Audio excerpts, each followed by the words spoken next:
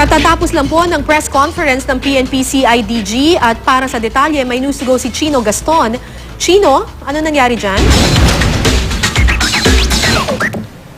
Yes, Kara, kakatapos lamang nitong press conference na ibinigay ni Senior Superintendent Jose Mario Espino, hepe ng Anti-Organized Crime Division ng CIDG, kung saan umalma ang opisyal sa mga binitawang salita ni Justice Secretary Laila de Lima kahapon, kung saan isinasangkot ang mga operatiba ng pulis na pumasok dito at umaresto sa mga hinihinalang drug lord na sina Jackson D.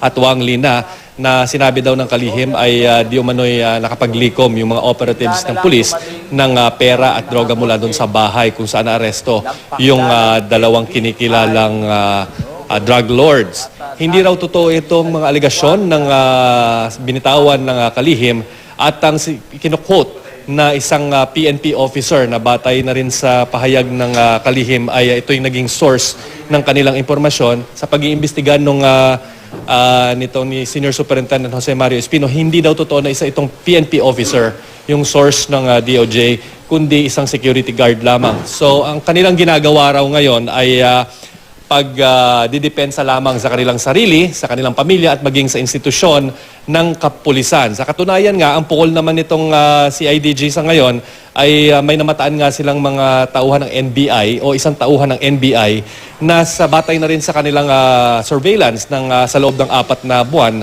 ay nakikita tila o di umano protector ito at nakabantay pa o rumiresponde kapag nangangailangan ng tulong itong mag-asawang drug lord. Kara. Maraming salamat, Chino Gaston.